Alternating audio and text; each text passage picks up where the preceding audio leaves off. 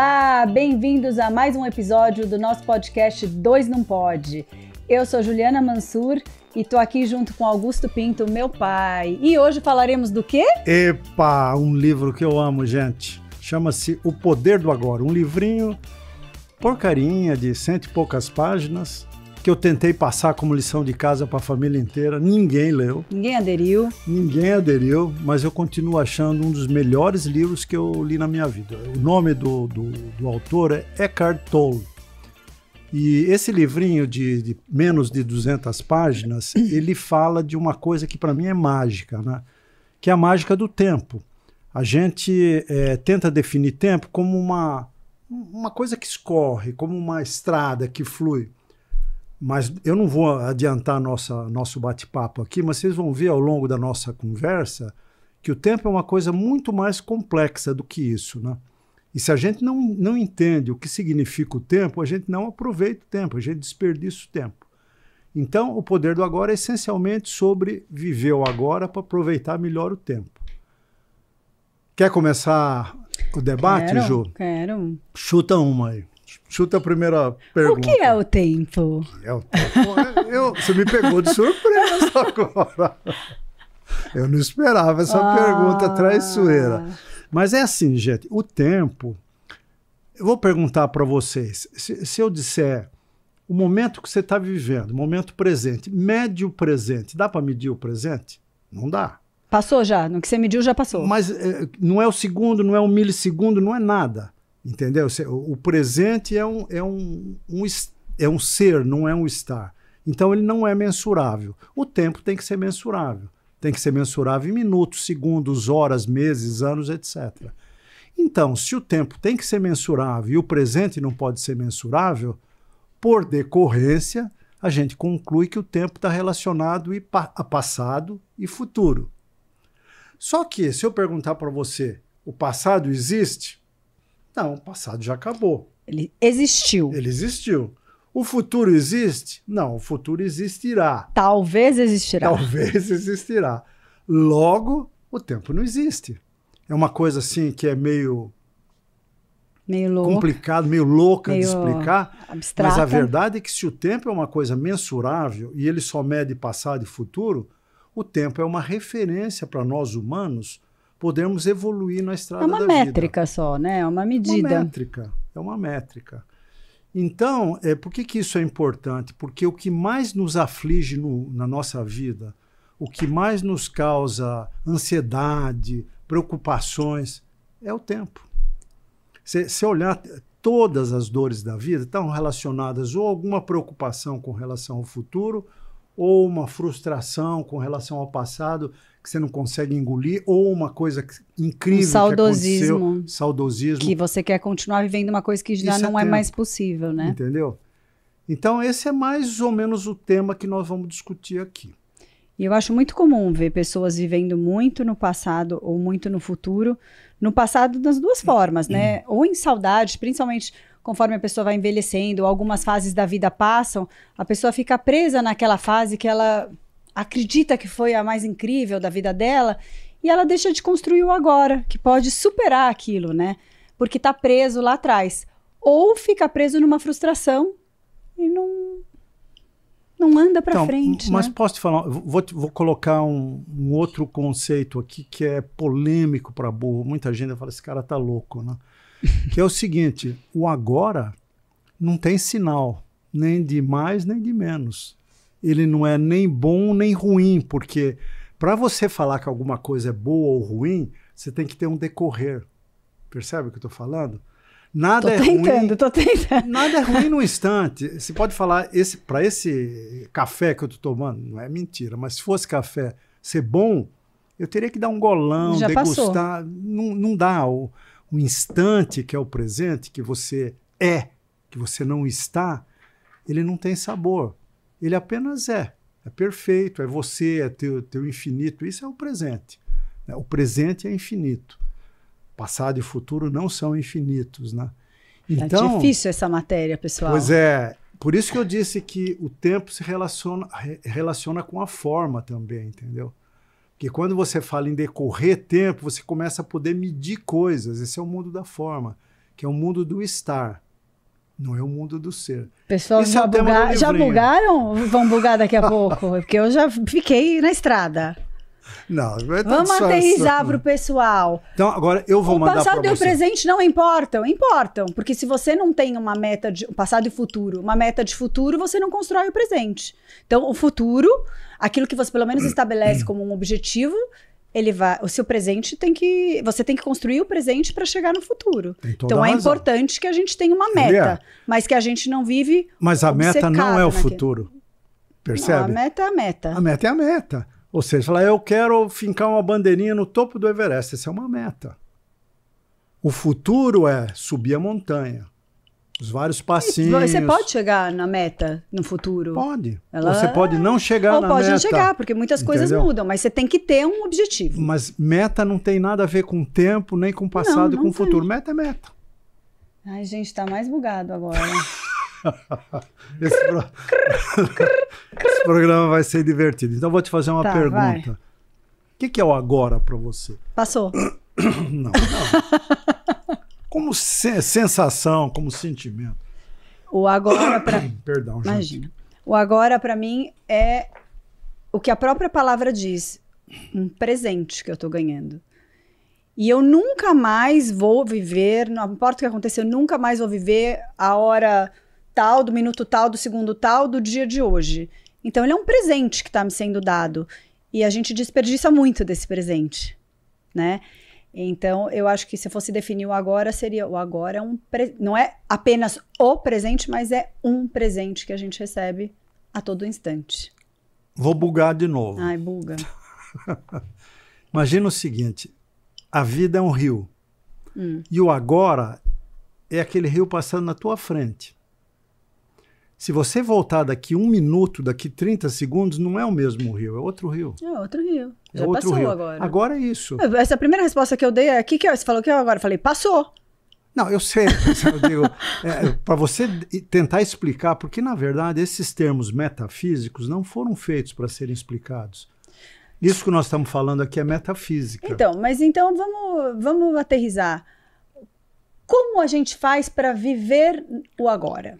Pelo sentimento, pelas emoções, ou seja, quando você fala a diferença entre estar e ser, não tem sentimento no estar. Você está. Você está aqui fazendo um podcast, daqui a pouco você vai estar lá no seu trabalho, etc. O ser é você sentir alguma coisa. O sentimento não tem tempo. Então, se você quiser definir o agora tem que ser definido com sentimento, com emoção, e não com descrição. Defina o seu agora. Meu agora é o que eu estou sentindo nesse momento. Nesse momento estou sentindo, vou definir para você. Tranquilo, feliz, me divertindo, entendeu? Viajando na maionese. Viajando na maionese, falando de metafísica, falando um monte de abobrinha aqui que não é para levar tão a sério. Zero abobrinha. Não, zero abobrinha, mas são conceitos complexos. Não, veja, a metafísica, ela é complexa exatamente pela simplicidade. O que você pegar, o que nós estamos discutindo aqui é um negócio bem complicado. Você falar, putz, o tempo não existe, porque tempo é passado e futuro e os dois não existem. O cara que chegou agora para ouvir o episódio, interna esses dois. Não, você. Eu estou aqui... Você não discordou em momento nenhum. No entanto, é uma coisa extremamente simples. Extremamente simples. Complicado é entender E igual a MC². Isso é complicado. Porém, as coisas simples da vida são complexas porque elas não podem ser explicadas, entendeu? Se passar um rato aqui, você descreve. Descreve o seu sentimento. Você não vai conseguir descrever. A gente tenta colocar... pânico. Mas isso é uma palavra. Uma palavra, mas junto com o pânico tem asco, tem medo... Tem surpresa. Sentimento não tem tradução. Não traduz, entendeu? Por isso que eu digo... A gente entende porque você já sentiu aquilo. Isso aí. Captou a minha mensagem. É exatamente o que eu estou querendo dizer. Que essas coisas etéreas, como tempo, presente, passado, futuro, agora... A gente só entende porque já viveu, né? Você tem que sentir. Então, o que é o agora? É o que você está sentindo agora. Você podia estar puta da vida, você podia estar de saco cheio, ansiosa. É isso, é o que você está sentindo. Nunca é uma coisa só. Essa é a complexidade do presente. Porque quando a gente pede para definir o que alguém está sentindo no momento, é um caldeirão de emoções, não é uma emoção. Nós somos complexos, né? Então, definir o agora é muito importante, mas o importante é entender que se você quiser aproveitar a tua vida, você tem que viver no agora, porque senão não tem futuro.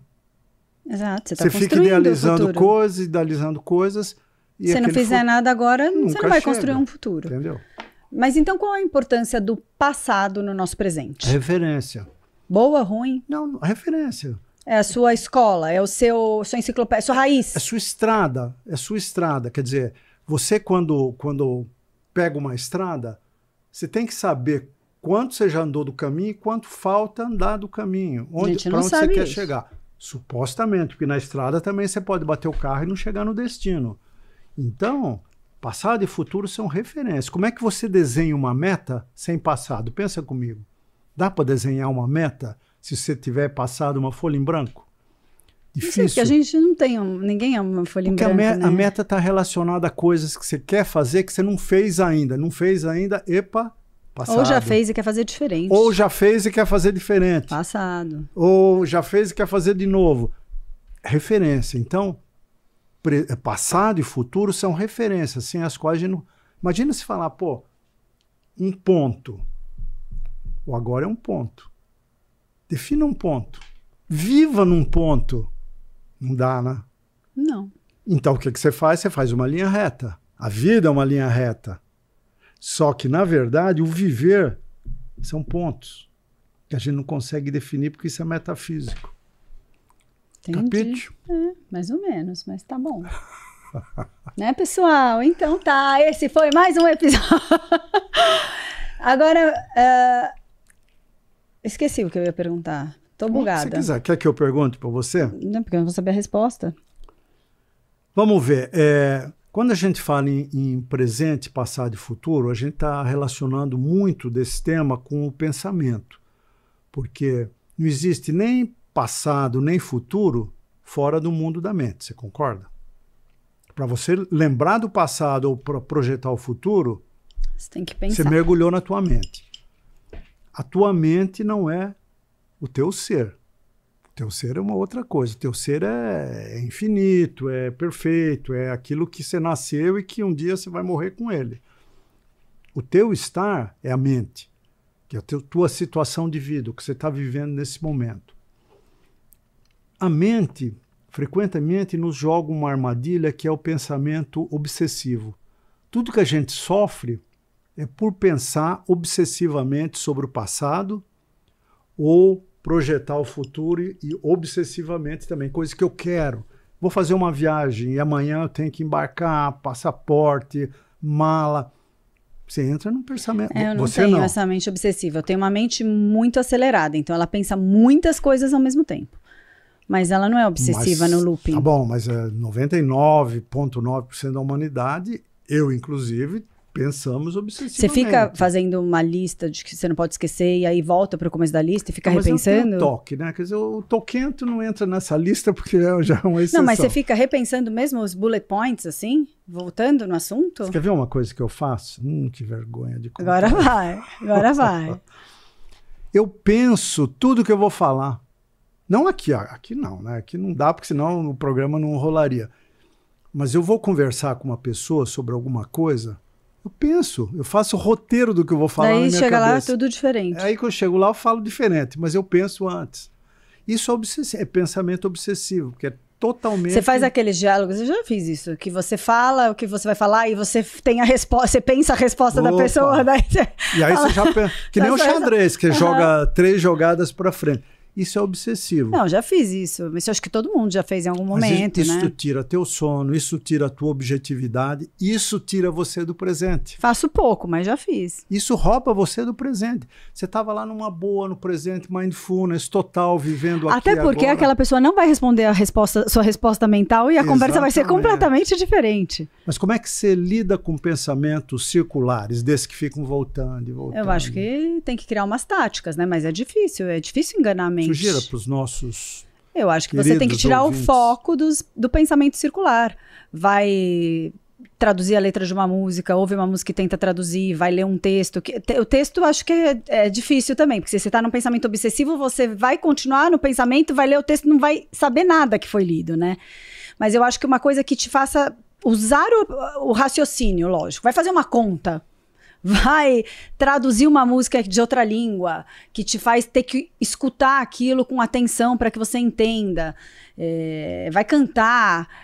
Mesmo assim, pode ser que sua mente... A minha faz várias coisas ao mesmo tempo. Você concorda que a mente só vive no passado e no futuro, não tem mente no presente. Não existe raciocínio no presente. Existe numa linha do tempo, né? Então, para escapar da mente, é como se você tivesse que escapar de você, Juliana Mansour, e se observar como um ser à parte. Isso é muito difícil. Muito difícil, muito difícil. Mesmo eu que pratico meditação diariamente, nossa, tem dias que minha mente pensa 10 assuntos ao mesmo tempo e fica falando mantra junto. E eu ainda visualizo o mantra sendo escrito em letras caligráficas. Eu sou mulher, né? Então eu consigo pensar muitas coisas ao mesmo tempo. Você acredita nisso? Acredito. Porque todos os homens só conseguem pensar um assunto por vez. E todas as mulheres conseguem pensar 10. Não, o meu pensa 10. Tô te falando, eu gostaria que o meu pensasse um só. Eu vou ter que encarnar mulher na próxima. Pois pra comprovar. É difícil, são vários assuntos juntos. E eles nem têm conexão. Então, eu acho super difícil deixar a mente em branco. Se eu conseguir por 1 nanosegundo, eu já acho uma grande conquista.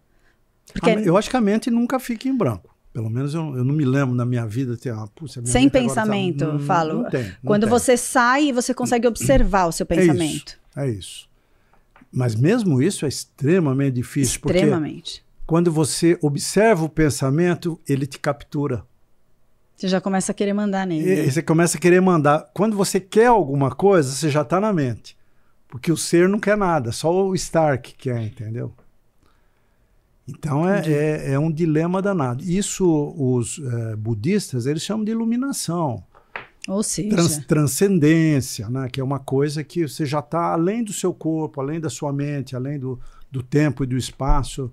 Essa é a busca de todos os... Eu tenho dificuldade até na respiração, quando faz uma meditação e aí a meditação fala, apenas observe a sua respiração. Bom, no que eu observo eu já estou interferindo, eu já estou comandando ela de um modo diferente. Eu não sei como ela é só observando. Eu acho muito, muito difícil observar a minha respiração. Porque você pode perceber, no que você observa, você já está interferindo para ser mais lento ou para ser mais rápido. Você tem razão. Não é? Você perde a naturalidade. Não é que você começou a pensar. Começa a ter falta de ar. Você já está pensando. Será que esse ritmo tá bom? Putz, quantos segundos eu levei? Aí já, 1, 2, 3, 4. Acabou. Não é assim. Sobe a montanha, desce a montanha, gente. É uma loucura isso. Tem um exemplo mega comum, que quando eu te falar, você vai concordar comigo, que é viver plenamente o presente, o agora. Um atleta em excelência na prática do esporte. Por exemplo, alguém que está fazendo um salto perfeito, uma corrida de 100 metros perfeita, dirigindo um Fórmula 1 a 300 por hora numa curva. Ele não pode Esse cara pensar não em pensa. outra coisa. Ele não pensa. Ele é o carro. Ele é a sapatilha que ele vai dar o salto. Ele é a vara que ele vai saltar em altura.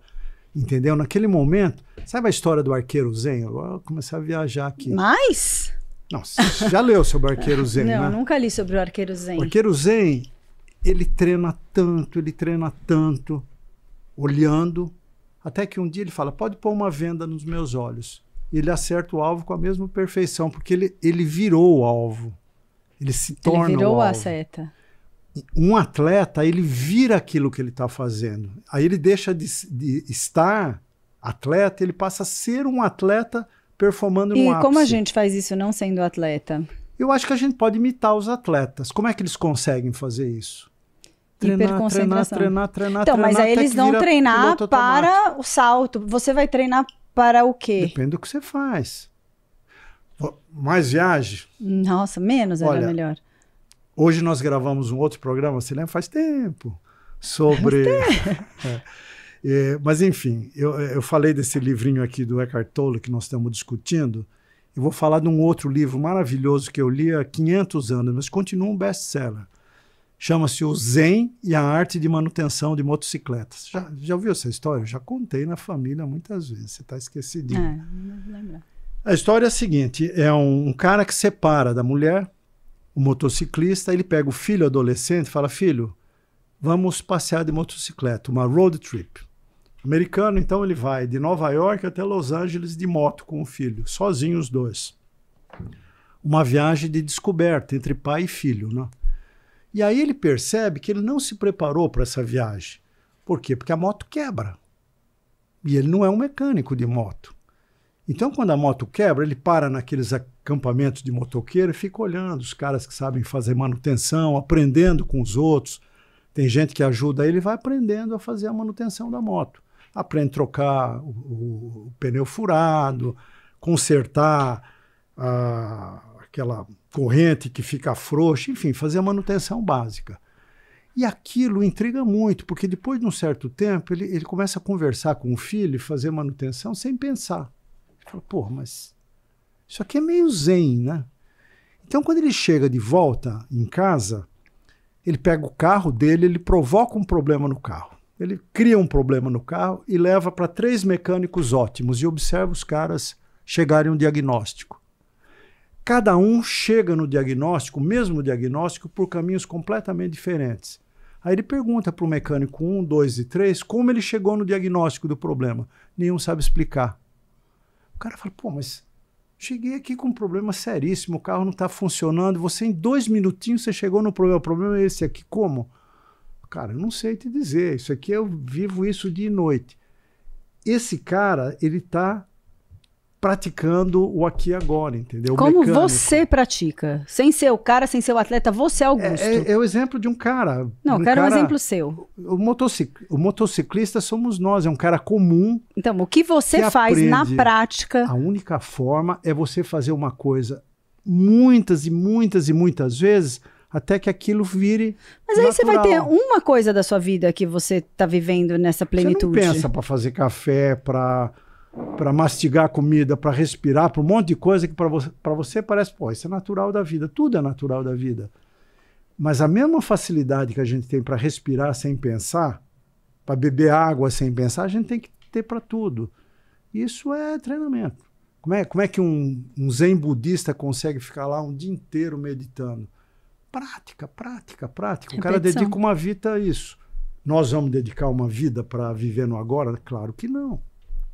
Nós não estamos nesse nível de iluminação, não sei nem se a gente quer.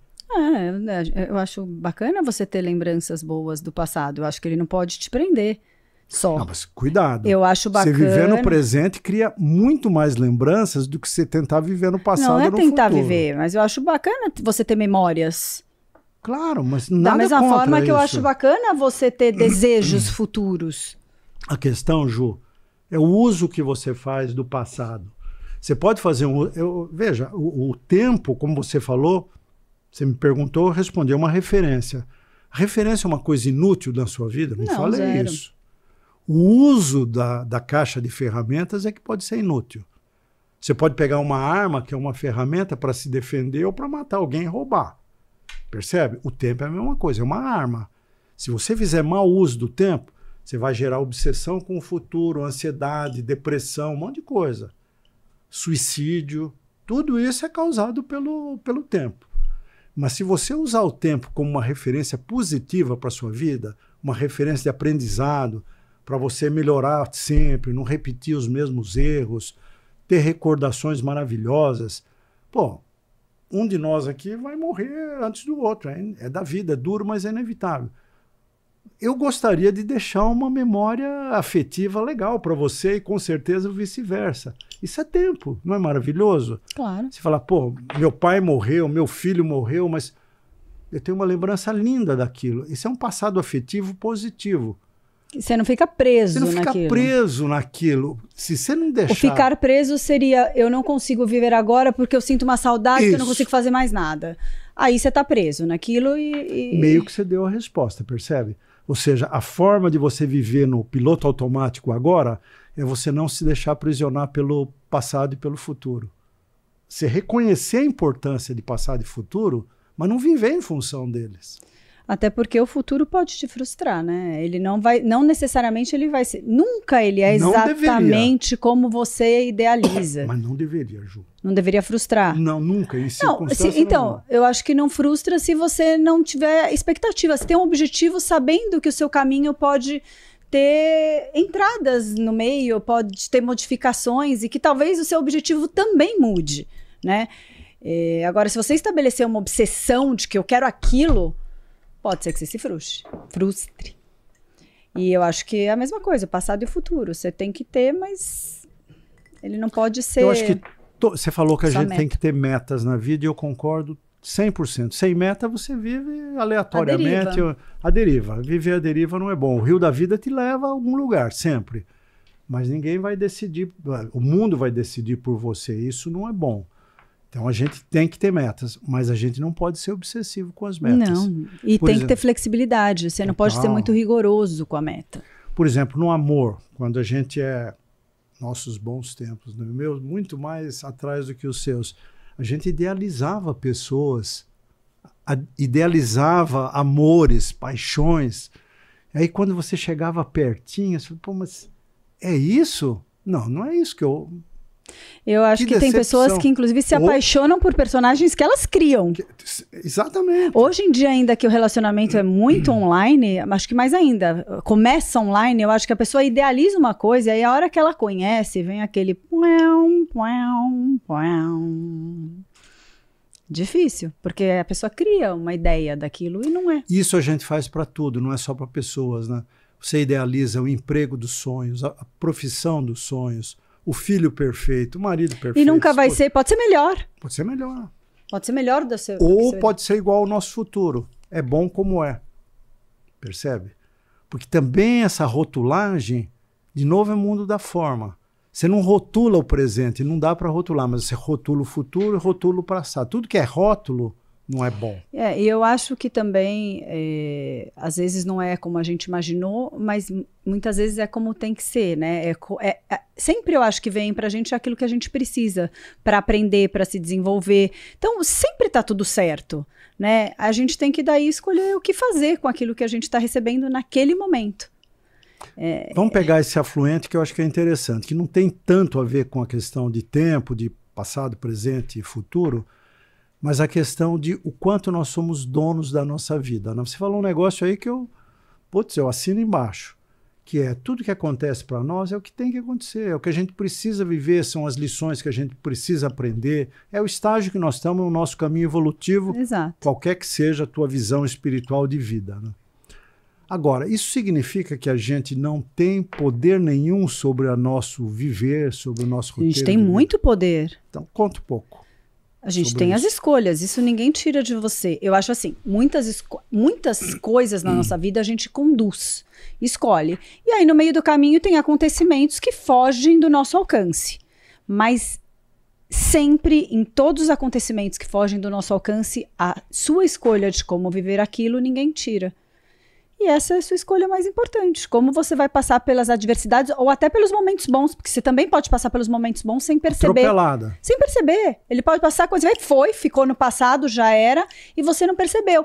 Eu acho que muitas vezes, eu acho que existe aquela expressão de o melhor da festa é esperar por ela, porque as pessoas ficam tanto ali naquela obsessão daquele futuro que... Não concordo com isso não, hein?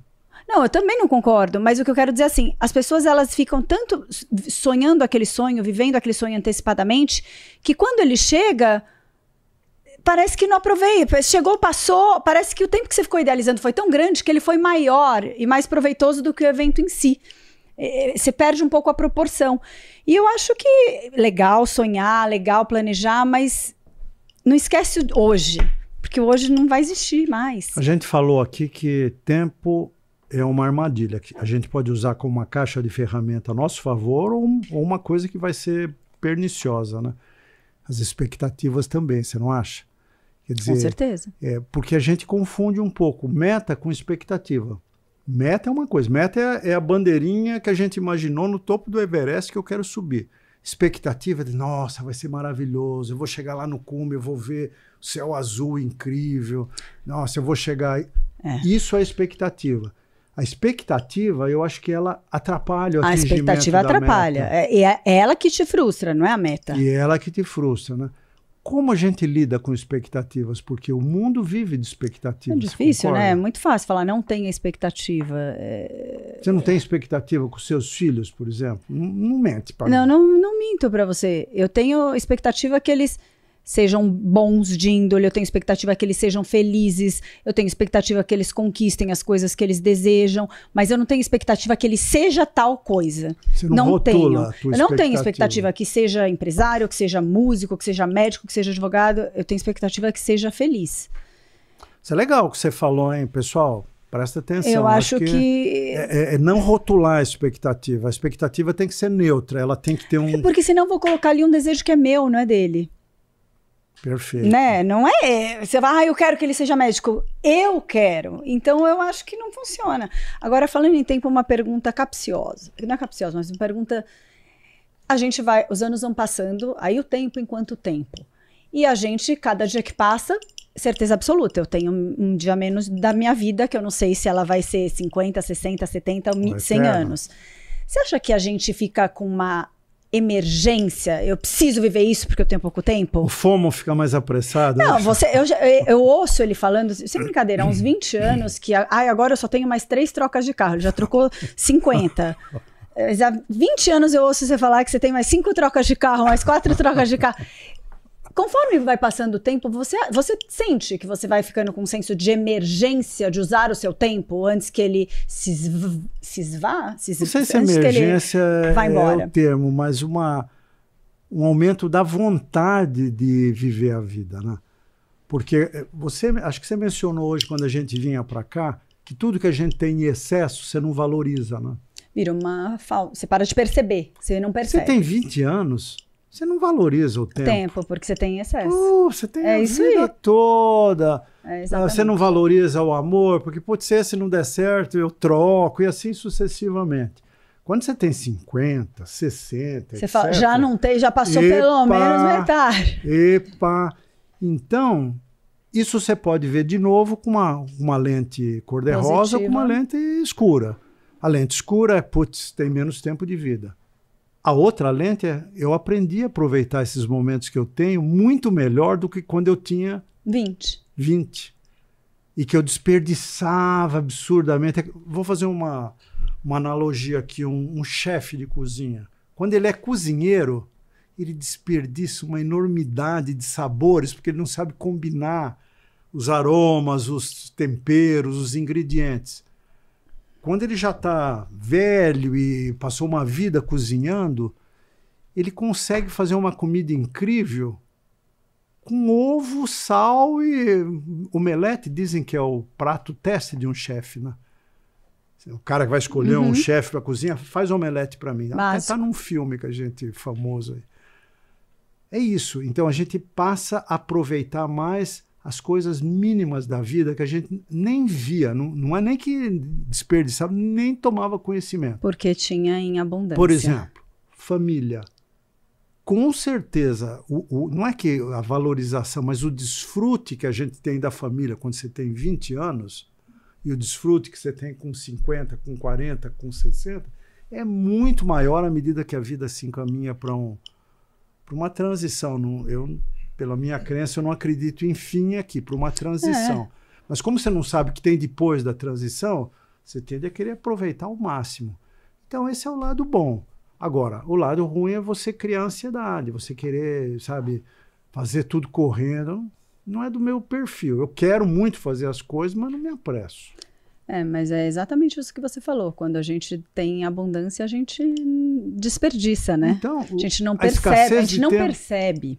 A escassez de tempo, de certa maneira, é boa pra gente. Entendeu? É verdade. Porque ela te faz degustar a vida com mais intensidade. É como o cara que pega um cálice de um vinho incrível, que ele tem uma tacinha para beber, cada golinho ele vai saborear. E é uma ilusão, né? Porque às vezes você pode ter 90 anos e você fala, nossa, essa vai ser o último encontro da família inteira, dificilmente vou conseguir reunir de novo. E pode ser que essa pessoa consiga e o cara de 18 não. Ok, existe mais chance do mais novo ter um longo caminho, mas é imprevisível, a gente não tem esse controle. Então, o amanhã não é certo para ninguém, né? Nem para pessoa jovem, nem para média, nem para velha. Amanhã pode não existir daqui a 1 minuto, né? A nossa vida pode mudar mais rápido que a gente estala o dedo assim. Só que a gente não tem essa consciência quando a gente é muito novo. Tem a consciência, mas não acredita. Não acredita, é bobagem. Falta tempo, né? E se você olhar os ingredientes, né?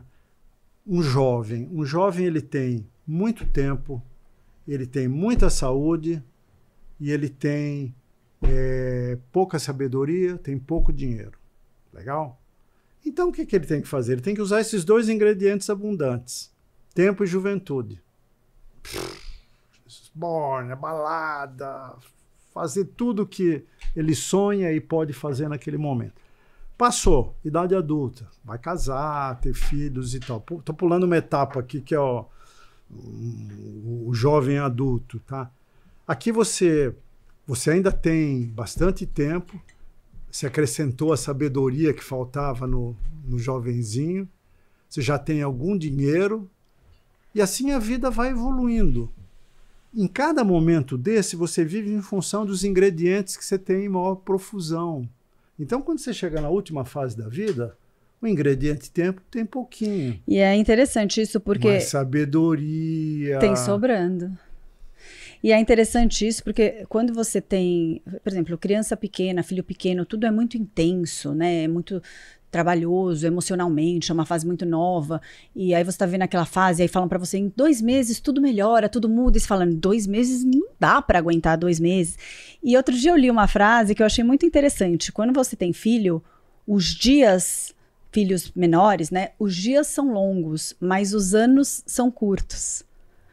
Porque você vive quando você está inserido ali, parece que vai ser eterna aquela fase difícil do filho ou do casamento, mas daí quando você piscou, passaram-se 10 anos, 15 anos, 20 anos, assim, né? E os anos estão acabando, não é que estão acabando, mas vai mudar uma fase. Eu estou na iminência não tanto, mas com meus filhos crescendo, na iminência de daqui a pouco mudar a fase, eles já ficam menos em casa, eles já saem bastante, eles viajam com os amigos e acho maravilhoso que eles façam isso. Mas é uma mudança de fase, é uma mudança da quantidade de tempo que...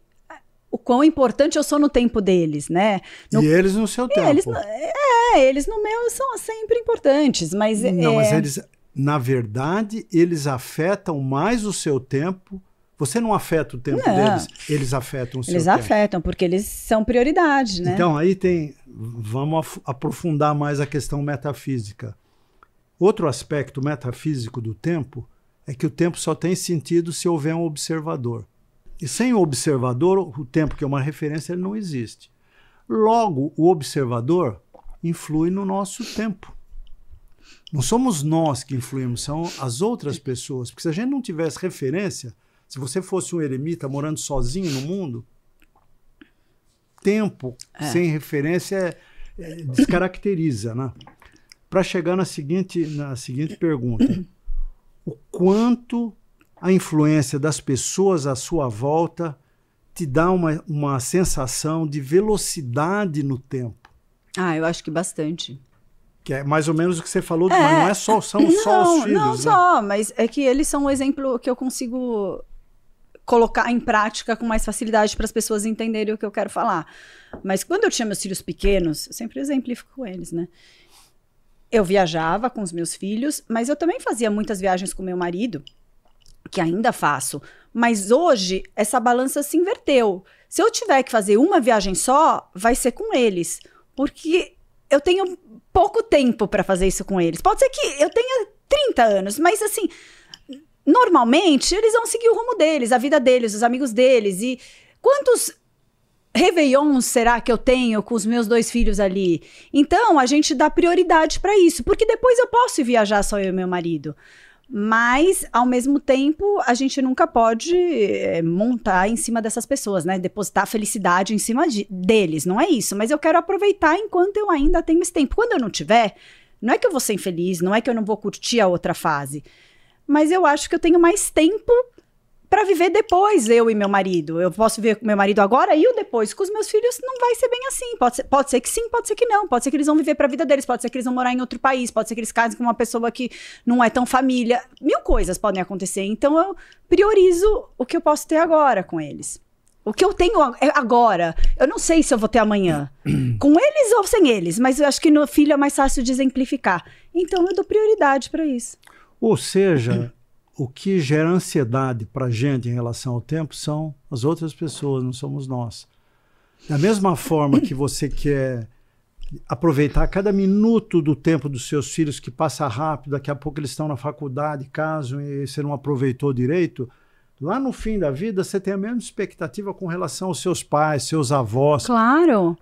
Se inverte a coisa, mas ainda assim são terceiros, outras pessoas gerando expectativa na sua variável tempo. E eu acho que tem uma armadilha aí. Eu acho que a maior armadilha, quando a gente fala de tempo, é quando as coisas viram uma contagem regressiva. Né? Então, se virar uma obsessão, ai meu Deus, eu tenho só mais 5 anos com os meus filhos, mais 4 anos, vira uma obsessão, vira uma ansiedade e aquilo é péssimo. E a gente tem isso até para dormir. Você nunca teve insônia e aí você começa a olhar, eu tenho que acordar às 7, são 3, eu tenho mais 4 horas para dormir, são 3h30, eu tenho 3 horas e meia, são 5, eu só tenho 2 horas. Nossa, e aí você não dorme. Por quê? Porque você entra numa obsessão de contar aquele tempo que te resta. Então, acho que na vida, quando a gente entra nessa obsessão de contar o tempo que me resta para fazer determinadas coisas, você entra numa ansiedade, você não vai aproveitar. Olha que legal essa tua observação, porque ela junta a obsessão que a gente tem, porque eu falei aqui, a gente fica obsessivo em relação ao passado, pelas coisas que não deu para fazer, o que a gente fez e já passou, ou pelo futuro, pela expectativa. Mas, na verdade, existe uma conexão entre os dois. Esse exemplo do sono é perfeito, porque eu estou vendo que já passaram 2 horas repassadas. Que eu não consegui usar. Que eu não consegui usar, e agora só me restam 4 que eu tenho que usar rápido. Que eu tenho que usar rápido e a ansiedade me impede de usar. Então, você perde. Agora. Você perde. Então, quando conecta passado com futuro, aí vira um inferno. Aí vira um inferno. É a grande armadilha. É a grande armadilha. Se você já sofre por viver muito no passado ou muito no futuro, quando você faz passado e futuro te atazanando juntos, você pira. Esse exemplo do relógio na noite é um clássico, né? Porque quem nunca? Né? Vou te dar um outro exemplo de relógio. Já vou falar em relógio cuco. O do passarinho vai cuco. Exatamente. Uma vez eu fui para um hotel que tinha um desses hotéis de interior, né, que era uma casa que virou um hotel. Acho que foi até em Uberaba. E tinha um cuco no térreo. A gente estava dormindo num quarto no 2º andar. Putz, aí eu vi o cuco às 11 da noite. Putz, esse filho da puta, esse cuco vai apitar a noite inteira. Apitar a noite inteira. Não dormi 1 minuto à noite. Quer outro eu fiquei esperando o cuco cantar. Quer dormir bem? Tira o relógio do lado. Porque muitas pessoas, assim, acordam, aí aperta lá 6 da manhã, não consegue mais dormir porque sabe que é 6 da manhã. Se você estiver num lugar escuro e você não souber que horas são, você dorme mais. E a porra do galo que você sabe que vai cantar às 4? E quando tem aquelas cidades que tem o sino da igreja, que ainda dá as badaladas, aí você sabe, 4. E tem aquele passarinho que acorda cedo, como é que chama aqui? Não quando sei, mas ele é bem cedo. Puta, 4 da manhã, o filho da puta tá... Aí às 3 você já fala assim, esse filho da puta vai cantar daqui uma hora. Acabou a tua noite. Você vê como o tempo manda na gente? Como, o relógio, não é o tempo, o relógio.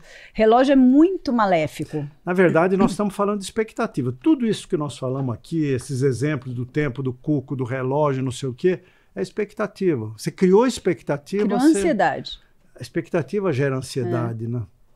Porque você não tem como gerenciar isso, né? Não é fácil. O que mais que a gente pode falar sobre isso? Falamos da obsessão. Então, uma coisa que eu acho legal para a gente desenvolver um pouquinho aqui e está relacionado com o fator tempo, é a diferença entre vida e situação de vida, né? Dá um exemplo. Situação de vida é o que nós estamos vivendo aqui agora, mas aí não é o momento, é uma situação. Uma situação mesmo. Putz, estou gravando hoje podcast. Eu estou gravando podcast. Essa não é minha vida. É um podcast, não é minha vida. A Undertop vai me esperar até amanhã. Eu tenho alguma coisa para fazer amanhã, vai ter que esperar também. Almoço com os amigos planejado, eu não vou ficar pensando nisso. Isso é situação de vida.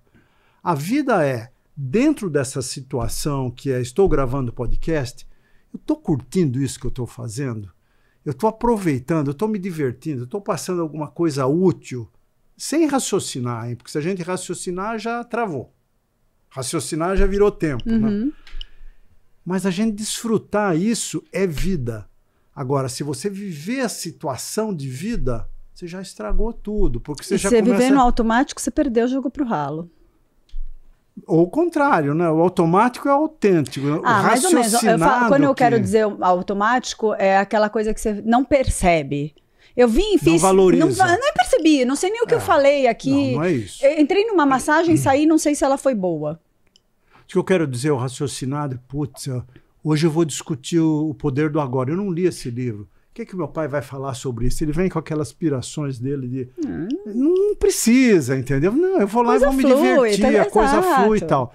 Isso é viver esse momento, é vida. A situação de vida seria você entrar raciocinando mas aqui. É porque eu não tenho expectativa daqui de nada. Exatamente, aprendeu, hein? É isso aí, é expectativa.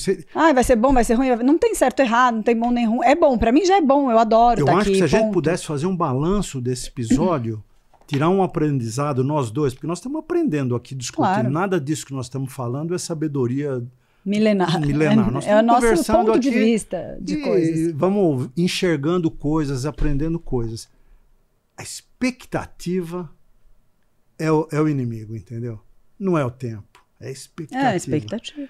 Se você não tem expectativa, você vive a vida. Se você tem expectativa, você entra na situação de vida. Oh, que situação, ó dia, ó vida. Que é quando a gente resolveu fazer isso que eu te falei lá atrás. Falou, será que vai dar certo? Eu falei, mas já deu. Porque deu certo, estamos indo lá fazer uma coisa legal para nós dois, trocar uma energia, trocar uma opinião de assuntos, estamos fazendo isso junto, criamos uma conexão a gente, um momento que é nosso. Deu certo. O resto... Não tenho nenhuma expectativa do resto. E aí, já deu certo. Quando você vai sem expectativa, você curte as coisas. Então, você vê, isso você falou, você me perguntou no começo do episódio, como é que a gente consegue treinar o nosso ser para viver no presente, para não ficar naquele pensamento circular, não ficar remoendo o passado e tal. Eu falei, olha o atleta não pensa para ser excelente, ele vai lá e faz. Esse exemplo que você está dando agora é isso, entendeu? Eu zerei a expectativa com relação ao podcast e fui lá e fiz. Nesse momento você está fazendo igual ao atleta. Você vai lá e faz. Você é bom nisso, você não tem que pensar, você não tem que raciocinar. 10 passadas, aí tem a tabuinha. Você vai pisar na tabuinha se você pensar. E eu acho que quando você está dando... Tira disso daqui... E põe isso numa situação complexa de vida, é a mesma coisa. Então, quando você está dando o seu melhor em cada situação, você sabe que você está fazendo o seu máximo ali. Venha o que vier, entendeu? É o melhor que eu posso fazer. O seu mínimo, mas não importa. Você está dando o que você pode. Então, seu máximo é o que você pode. Ele pode ser mínimo em relação a outros, mas é o que eu consigo dar nesse momento. Aí na sua vida profissional, na pessoal, nos relacionamentos, no hobby, no lazer. Que mínimo e máximo já é mensuração. Sempre que você mede, você cria expectativa. Não existe expectativa sem mensuração. Eu quero ficar rico. O que é ficar rico? Ter 100, ter 1 milhão, ter 1 bilhão. Mas quando eu falo dar seu máximo, é sendo pleno naquilo, na medida do que você consegue. Você tem que ser. Nem máximo, nem menos. É você, é curtir, vai lá, vive, é isso. Quem vai medir máximo ou mínimo, esse cara ficou aquém, ou... é o mundo que vai fazer isso. São as comparações, né? São inevitáveis. Nós fazemos julgamento dos outros, mas nós não deveríamos fazer julgamento sobre nós mesmos. Estamos adiantados aí no horário? Não, estamos bem evoluídos no horário. Mas eu acho que as pessoas se preocupam muito com o julgamento do outro, né? Com a comparação de outra pessoa fez melhor, o outro é melhor profissional, o outro é melhor pai, o outro é melhor marido. E não existe. Você tem uma essência, não existe essa comparação. Você tem que ver se você é melhor do que você era há 1 minuto atrás, há 1 hora atrás, há 1 dia atrás, há 1 ano atrás. Essa é uma boa referência, Ju. E esse é um bom uso do tempo. É você com você.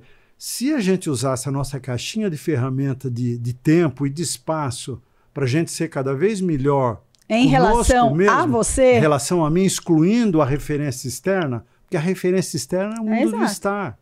Não é do ser. E é isso. Eu, Juliana, em relação à minha relação com meu pai, estou melhor do que há um ano atrás? É isso. Em relação à minha relação com os meus filhos, estou melhor do que... não estou. Isso, vou melhorar. Mas quando a gente se compara com os outros, isso é comum? Você põe uma reguinha. Quando você pôs a reguinha, você criou expectativa, criou ansiedade, criou frustração. Putz, mas eu cheguei no 80. Aquele cara do meu lado chegou no 90, o outro chegou no 100. Que bom pra ele. Não precisa nem olhar cada um o cara tá do lado. medindo com uma régua diferente. Uma em polegada, outra é sistema métrico. E a gente está obcecado. Você nem sabe. Aquele cara de 100 pode estar frustradíssimo. É muito fácil de ver isso em bebê, né? Porque bebê, sempre as pessoas estão comparando com o filho do outro. Cresceu mais, cresceu menos, falou rápido, falou devagar, andou antes, andou depois. Não tem. Ele, em relação a ele, melhorou da fala em 6 meses pra cá? Anda melhor de 6 meses pra cá? É isso. E com a gente também. Uma coisa, uma besteira que eu acho que cria uma expectativa absurda para todo mundo dentro da casa. Você vê muito em filme, americano tem muito essa mania, né? Quando a criança faz 8 anos, faz um risquinho no batente da porta. Para ver se cresce. E põe lá o numerinho, 80 centímetros. Aí passou 6 meses, vai lá, mede de novo. E aí vira uma pressão para crescer. Vira uma pressão para crescer, porque de um lado está o irmão, aqui está o João, aqui está o José. Não estou crescendo, fulano crescia mais. O José cresceu mais. Criou expectativa para os pais, criou expectativa para as 2 crianças e não tem benefício nenhum. Nem a menor serventia. Zero, mas isso é mega comum. E essas reguinhas para medir quem vai ficar mais alto, a gente faz para os mais experientes, os mais velhos, os pais, começam a colocar nessa criança essa ansiedade, essa expectativa desde pequeno. Não é à toa que a gente vira adultos com expectativas, né? Eu acho que, assim, indo mais fundo aí na metafísica, a gente tem que aprender a conviver com os outros sem permitir que os outros gerem ansiedade e expectativa na sua vida. E os outros podem ser teu pai, teu filho, porque eles são, cada ser é um universo. Se você tenta se apropriar do universo da outra pessoa, você gera ansiedade para ele, para você também. E você não pode permitir que ele se aproprie de você e gere ansiedade para ti, entendeu? Então, eu acho que o legal é... Por isso que eu gosto muito do modelo que você propala aí da educação dos seus filhos, que é: eu vou dar os princípios, eu vou dar a referência. O resto é com eles. Onde eles vão chegar, que altura... Qual o tamanho da pilha deles? Eu dou a base. Você dá a base. A pilha de um vai ser assim. A base está feita. Agora, onde cada um vai chegar? Onde eles quiserem, né? E vou estar lá onde quer que seja. Mas a base, a gente só dá a base. A gente não toma as decisões. Não tem como tomar. Não deve, pelo menos. E se você fosse deixar um recado para o pessoal, como aplicar tudo isso no seu cotidiano? Acho que a gente meio que deu uma resumida agora no final, que é... O resumo da ópera é: cuidado com as suas expectativas. Porque se você não tiver expectativa, o tempo é inofensivo. E eu acho que a gente pode fazer pequenos exercíciozinhos de mindfulness, que mindfulness, para quem não sabe, é viver no presente, é viver aquele momento que a gente não faz. Mas assim, vou sentar para comer. Tô sozinha, não tem ninguém para me distrair. Presta atenção no sabor, presta atenção no cheiro, presta atenção na sensação, como fala? A sensação que você sente na boca com aquele alimento. Paladar. O que aquilo te lembra. Vive aquela comida. Eu acho que a gente pode fazer alguns exercícios para perceber o que é estar presente em cada coisa, e aí a gente vai perceber o quanto a gente não é presente em muitas coisas. Academia, né? A gente pode fazer esse exercício, porque... O professor te dá lá, agora você vai fazer supino. Vai lá e supino. Isso é uma forma não presente de fazer o supino. E a outra não funciona igual. E não funciona igual. Você sentia a musculatura. Quando você percebe, você pode fazer lento, você tem um resultado muito mais efetivo. Exatamente. Totalmente diferente. Isso vale para tudo, né? Então, gente, degustem a vida, não criem expectativas para vocês mesmos e não criem expectativa para as outras pessoas. O resumo da ópera é um pouco isso. Facinho, peguem toda essa teoria aqui fácil, metafísica, E vivam o agora, porque o agora é um presente que a gente recebeu. Espero que vocês tenham gostado, e se vocês gostaram, se inscrevam no canal, cliquem no sininho, indiquem para os amigos e fiquem de olho que logo mais tem novos episódios para vocês. Não percam. Tchau, gente.